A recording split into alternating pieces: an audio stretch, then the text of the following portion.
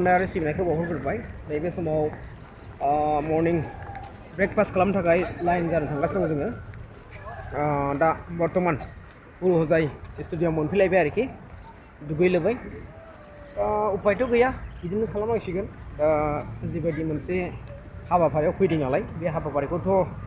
मावफुंनानै एबा जाफुंहोथारनानै थांनांगोन गोसोआ दिनै बारा मोजां नङा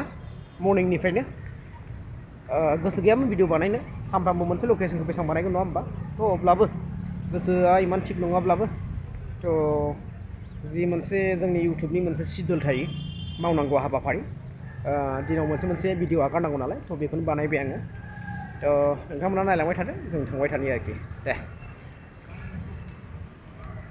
जों बर्तमान दा एन्ट्रि जागासिनो दं नुनो हागोन आरो नायनो हागोन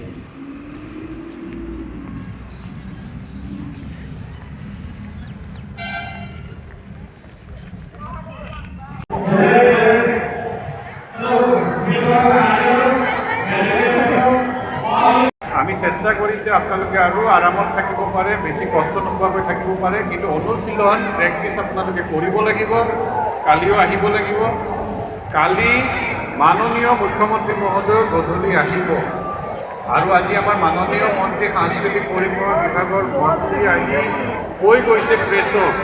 মিডিয়াৰ আগত সমূহ ৰাইজৰ আগত কৈছে যে আপোনালোকৰ কালি যিটো অনুশীলন হ'ব গধূলি সেইটো যোনে টিকেট নাপায় অহা পৰহিৰ কাৰণে যোনে চাব নোৱাৰিব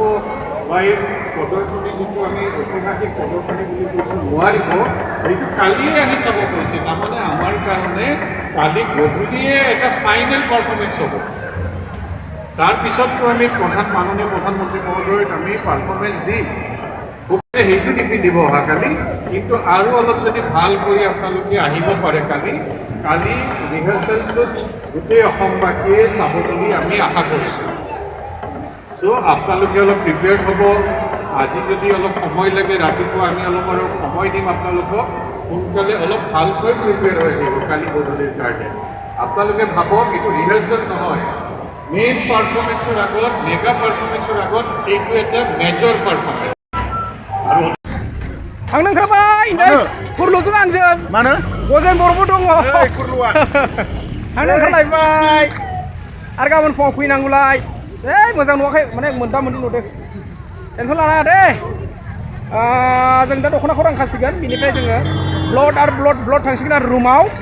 दावराव गावबागाव गाबोन आरो फुल तालिम नोंसोर मिथिखायो फुरा ड्रेसाव जागोन माने ड्रेसबाबो गाव न'निफ्राय लाबोनाय भिडिअ'नावनो जागोन आरोखि बेखौ होनो फुल तालिम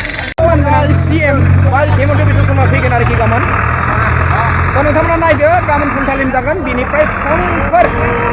हरथारसिगोन 27 जानुवारिनि मोनाबिलि 5 बाजियाव बेखौ नायनो थाखाय नोंथांमोना रेडि जानानै थाबानो जाबाय जों थांगासिनो दं जोंनि गारियाव दा ঠিক আছে गोसोम गोफाबाबो नायदो आरोखि कन्टिनिउ नोंथांमोना आं बे साननैसो भिडिअ आगारबाय थागोन सिख्लाफोरा जोबलांबाय नामा नोंथांमोना सापर्ट खालामदो बे सानथाम सानब्रैयाव बिराद भिडिअ बानायबाय थागोन जोङो आंजों दङ सुसिन्द्र फंबाय उत्पल फंबाय बिराद जायो बिसोरो 7 बार गाहाम जायो बेदरखौनो जायो सारा बारा जायो